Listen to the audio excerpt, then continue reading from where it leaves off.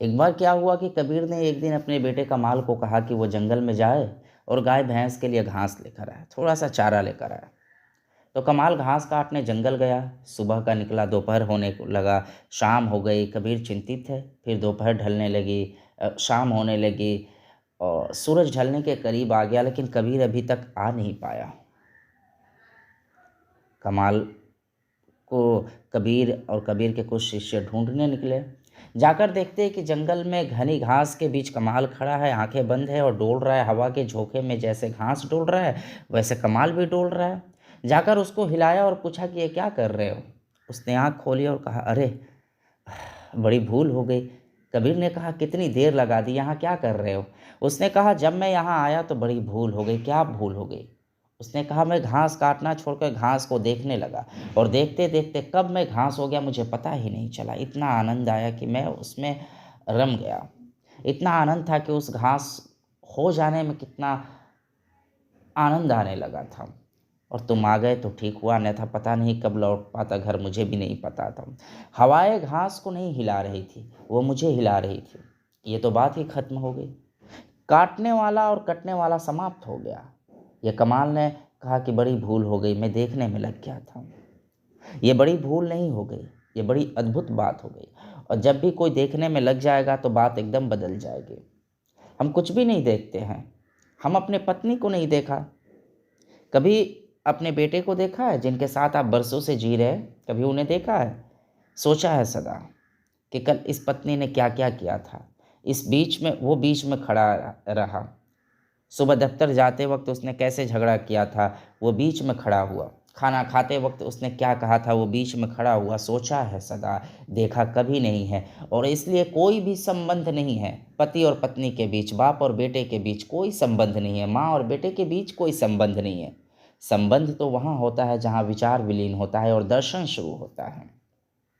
तब संबंध होता है, क्योंकि तब बीच में तोड़ने वाला कोई भी नहीं रह जाता है। ध्यान रहे, संबंध का मतलब ऐसा नहीं है दो को जोड़ने वाला कोई हो, और जब तक जोड़ने वाला बीच में होगा तब तक तोड़ने वाला भी मौजूद है।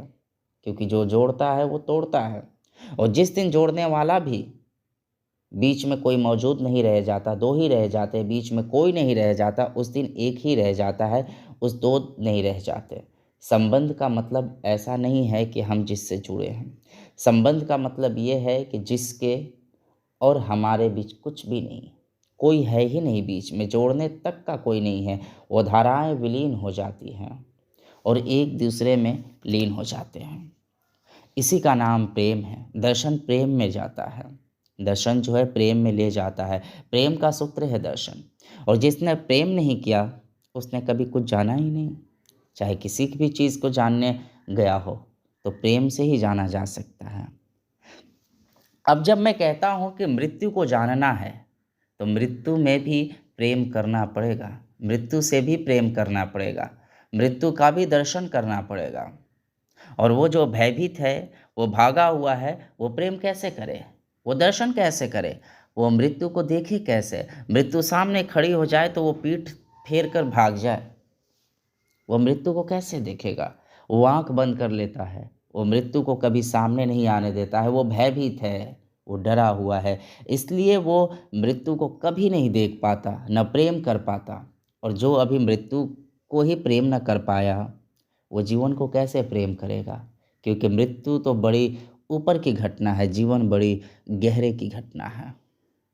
जो कुएं की पहली सीढ़ी से लौट आया वो कुएं के जल को कैसे पहुंचेगा, कैसे पानी पिएगा। इसलिए मृत्यु को जो जीना पड़े, मृत्यु को तो जीना पड़ेगा, जानना पड़ेगा, देखना पड़ेगा, प्रेम करना पड़ेगा, उसके साथ आंख मिलानी पड़ेगी। और जैसे ही कोई आंख मृत्यु से मिलाता है, जैसे ही कोई खड़े होकर उसे देखने लगता है, जैसे ही कोई उसमें प्रवेश कर जाता है, वो हैरान हो जाता है कितना बड़ा रहस्य छिपा है मृत्यु में, जिसे हम मृत्यु जानकर भागते हैं। उसके भीतर परम जीवन स्रोत छिपा है। इसलिए मैं कहता हूँ मेरे स्वेच्छा से, ताकि जीवन को पहुंच सके। जीसस का एक अद्भुत वचन है। जीसस ने कहा है कि जो अपने को बचाएगा वो मिट जाएगा, और जो अपने को मिटाएगा उसको मिटाने वाला कोई भी नहीं है। जो अपने को खो देगा वो पा लेगा, जो अपने को बचाएगा वो खो जाएगा। एक बीज अगर अपने को बचाने में लग जाए तो सिर्फ सड़ेगा और क्या होगा, और एक बीज अगर अपने को मिटा दे ज़मीन में और खो जाए तो वृक्ष बन जाएगा। बीज की मृत्यु वृक्ष का जीवन बन जाती है, और बीज अगर अपने को बचाने लगे और कहे कि मैं डरता हूँ, मैं मर नहीं सकता, मैं खो नहीं सकता, मैं अपने को क्यों खोऊं, तो बीज तो सड़ेगा, फिर बीज भी न रह जाएगा, वृक्ष होना तो बहुत दूर की बात है। हम डर कर सिकुड़ जाते हैं, मौत के डर से हम सिकुड़ जाते हैं।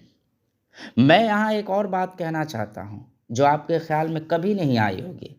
सिर्फ मृत्यु से डरे हुए आदमी में अहंकार होता है, क्योंकि अहंकार है सिकुड़ा हुआ व्यक्तित्व, ठोस गांठ। जो मौत से डरा वो सिकुड़ जाता है, क्योंकि जो डरता है उसे सिकुड़ना पड़ता है। जो सिकुड़ता है वो गांठ बन जाता है, भीतर एक कॉम्प्लेक्स बन जाता है। मैं का जो भाव है वो मौत से डरे हुए आदमी का भाव है, और जो आदमी मौत में उतर जाता है, जो उससे डरता नहीं है, भागता नहीं है, उसको जीने लगता है, उसका मैं विलीन हो जाता है, उसका अहंकार विलीन हो जाता है। और जब अहंकार विलीन हो जाता है तो जीवन ही रह जाता है, जीवन ही रह जाता है। इसे हम ऐसा भी कह सकते हैं कि सिर्फ अहंकार ही मरता है, आत्मा नहीं मरती। और हम चूंकि अहंकार ही बने रहते हैं, इसलिए बड़ी मुश्किल हो जाती है, अहंकार ही मर सकता है, उसकी ही मृत्यु है, क्योंकि वो झूठ है, उसे तो मरना ही पड़ेगा। हम उसी को पकड़े हुए हैं। और जैसे समझ लें कि सागर में एक लहर उठ रही है, अभी अभी पीछे सागर लहरें ले रहा है, उसमें एक लहर उठी। अगर लहर लहर की तरह बचना चाहे तब तो नहीं बच सकती है, मरेगी ही। और लहर लहर की तरह कैसे बच सकती है, मरेगी ही। हाँ, एक रास्ता है कि बर्फ़ बन जाए, फ्रोजन हो जाए, सिकुड़ जाए, ठोस बन जाए तो बच सकती है। अगर लहर बर्फ़ बन जाए तो बच सकती है, लेकिन उस बचने में भी लहर गई, बर्फ़ रह गई, बंद, टूटा हुआ। ध्यान रहे, लहर टूटी नहीं है, सागर से एक है, लेकिन बर्फ़ टूट जाती है सागर से, वो अलग हो गई। बर्फ़ सख्त हो जाती है, फ्रोजन हो जाती है, सिकुड़ जाती है, जम जाती है। तो लहर तो सागर के साथ एक थी, लेकिन बर्फ़ का टुकड़ा अगर हो जाए तो बच तो जाएगी, लेकिन सागर से टूट जाएगी। और कितनी देर बची रहेगी, जो जमा है वो पिघलेगा। गरीब लहर ज़रा जल्दी पिघल जाती है, अमीर लहर ज़रा देर पिघलेगी। और क्या फ़र्क होगा, ज़रा बड़ी लहर होगी तो देर लगेगी सूरज की रोशनी को उसे पिघलाने में, और छोटी लहर होगी तो जल्दी पिघल जाएगी। इतना ही फ़र्क होगा ना। समय का फ़र्क हो सकता है, लेकिन पिघलेगा और रोएगा, चिल्लाएगी, क्योंकि जैसे ही पिघलेगी वैसे ही मिटेगा। लेकिन लहर अगर लहर की तरह अपने को खो ही दे और नीचे उतर कर जान ले कि सागर ही है, तो फिर लहर को मिटने का सवाल ही मिट जाता है। फिर वो मिटे तो है, न मिटे तो है, क्योंकि वो जानती है कि मैं लहर नहीं हूँ, तब वो जानती है कि मैं सागर हूँ। वो सब लहर खो जाती है, तब भी वो है, तब वो विश्राम में है। और जब लहर उठती है तब वो श्रम में है, और श्रम से विश्राम कम सुखद नहीं है, ज़्यादा ही सुखद है। एक श्रम का होना, एक विश्राम का होना, जिसे हम संसार कहते हैं वो श्रम का होना है, और जिसे हम मोक्ष कहते हैं वो विश्राम का होना है। ऐसे ही जैसे लहर है, हवाओं से लड़ती है, टकराती है, परेशान है, और फिर लहर खो जाती है। और भी है, जो था वो अब भी है, अब भी वो सागर में है, लेकिन विश्राम है।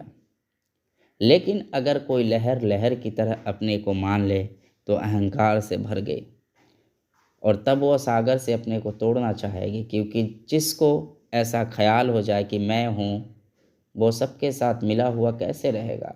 मिला हुआ रहे तो फिर मैं का पता नहीं चलता। इसलिए मैं कहता हूँ कि तोड़ दो सबसे अपने को, और कितना मज़ा है तोड़कर, बड़ा दुख होता है। इसलिए मैं फिर कहता हूँ, जोड़ो सबसे अपने को, इतना चक्कर है मैं का। पहले वो कहता है तोड़ो सबसे अपने को, आइसोलेट करो, क्योंकि तुम अलग हो, और तुम सबसे कैसे जुड़ सकते हो। तो मैं अपने को तोड़ देता हूँ, फिर तोड़ कर वो परेशानी में पड़ जाता हूँ, क्योंकि टूटते ही दुःख शुरू हो जाती है, क्योंकि टूटते ही मौत शुरू होती है। लहर ने जैसे ही अपने को जाना कि सागर से अलग हूँ, उसका मरना शुरू हो गया, मौत आई, और अब मौत से बचना पड़ेगा। अब वो संघर्ष में पड़ जाएगी। जब तक वो सागर से एक थी, मौत थी ही नहीं, क्योंकि सागर नहीं मरता। ध्यान रहे, सागर बिना लहर के भी हो सकता है, लहर बिना सागर के नहीं हो सकता। आप लहर नहीं ला सकते बिना सागर के। सागर आ ही जाए लहर में, सागर आ ही जाएगा लहर में, लेकिन सागर बिना लहर के हो सकता है। सब लहरें शांति में है, विश्राम में है। लहर ने जैसे ही चाहा कि मैं बचाऊं अपने को अलग, वैसे ही कठिनाई शुरू हो गई, वो सागर से टूट गई और मौत शुरू हो गई। और इसलिए मरने वाला प्रेम करना चाहता है। हम सब मरने वाले प्रेम के लिए इसीलिए इतने आतुर है कि प्रेम फिर जोड़ने का उपाय बनता है। इसलिए हम में से कोई भी बिना प्रेम को जीने में बड़े दुख में है। प्रेम चाहिए, कोई प्रेम ले, कोई प्रेम दे, और जिस व्यक्ति को प्रेम न मिले उसकी बड़ी मुश्किल हो जाती है। मगर हमने कभी सोचा है कि प्रेम का मतलब क्या होता है? क्या है?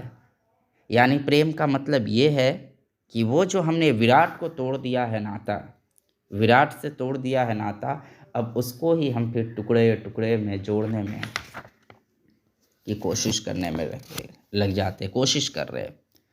इसलिए एक प्रेम तो वो है जिसमें हम टुकड़े टुकड़े से जोड़ने की कोशिश करते हैं, उसका नाम प्रेम है। और एक प्रेम वो है जहाँ हमने तोड़ने की कोशिश बंद कर दी है, उसका नाम प्रार्थना है। इसलिए प्रार्थना जो पूर्ण प्रेम का नाम है, उसका मतलब बहुत भिन्न है। उसका मतलब ये नहीं है कि हम एक एक टुकड़े से जोड़ने की कोशिश कर रहे हैं, उसका मतलब है हमने तोड़ना बंद कर दिया। लहर ने कहा कि मैं सागर हूँ, अब वो हर लहर में अपने को जोड़ने की कोशिश नहीं कर पा रही है। और ध्यान रहे, लहर खुद भी मरी जा रही है, पड़ोस की भी लहरें मरी जा रही है। अगर लहर ने लहर से संबंध जोड़ने की कोशिश की तो बड़ी मुश्किल में पड़ जाएगी। इसलिए जिसको हम प्रेम कहते हैं वो अत्यंत दुखदाई है, क्योंकि लहर लहर से संबंधित होने की कोशिश कर रही है। ये लहर भी मर रही है, वो लहर भी मर रही है, दोनों लहरें मर रही है। आप दोनों लहरें इस आशा में एक दूसरे से जुड़ रही है कि शायद जुड़ने पे हम बच जाएंगे। इसलिए प्रेम को हम सुरक्षा बना रहे हैं। इसलिए कोई अकेला रहने से डरता है। पत्नी चाहिए, पति चाहिए, बेटा चाहिए, माँ चाहिए, भाई चाहिए, मित्र चाहिए, समाज चाहिए, संगठन चाहिए, राष्ट्र चाहिए। ये सब अहंकार की चेष्टाएं हैं जिसने तोड़ दिया, फिर वो जोड़ने की कोशिश में लगा हुआ है। लेकिन सब जोड़ने की कोशिश मौत ला रही है, क्योंकि जिससे हम जुड़ रहे हैं वह भी उतना ही मरण में घिरा हुआ है, उतना ही अहंकार में घिरा हुआ है। और मज़े की बात यह है कि वो हमसे जुड़कर अमर होना चाहता है, हम उससे जुड़कर अमर होना चाहते हैं। और दोनों मरण धर्मा है। कैसे अमर हो सकते हैं? मौत दुगनी हो सकती है, अमृत बिल्कुल नहीं हो सकती है। इसलिए दो प्रेमी कितनी आशा करते हैं प्रेम अमर हो जाए, दिन रात गीत गाते हैं, अनंत काल से कविताएं लिखे जा रहे हैं कि प्रेम अमर हो जाए। वो अमर होने की आकांक्षा दो मरण धर्मा मिलकर कैसे कर सकते हैं? दो मरण धर्मा मिलेंगे तो सिर्फ मौत दुगनी होगी और कुछ भी नहीं होगा। कैसे कुछ और हो सकता है? और दोनों पिघलने जा रहे हैं, और दोनों गिरते जा रहे हैं, और दोनों मिटते जा रहे हैं। इसलिए दोनों भयभीत है, चिंतित है। लहरें अपने संगठन बनाए हुए हैं, वे कहती है कि हमें बचना है। राष्ट्र बनाए हुए हैं, हिंदू मुसलमान संप्रदाय बनाए हुए हैं। लहरें अपने संगठन बनाए हुए हैं, और सब संगठन मिट जाने वाले हैं, क्योंकि नीचे सागर ही एकमात्र संगठन है। और सागर का संगठन बिल्कुल और बात है। उसका मतलब ये नहीं है कि लहर अपने से सागर को जोड़ लेती है, उसका ये मतलब है कि लहर जानती है कि मैं अलग नहीं हूँ। इसलिए मैं कहता हूँ कि धार्मिक व्यक्ति का कोई संगठन नहीं होता, ना कोई परिवार होता, ना कोई मित्र होता है, ना कोई पिता है, ना कोई भाई है।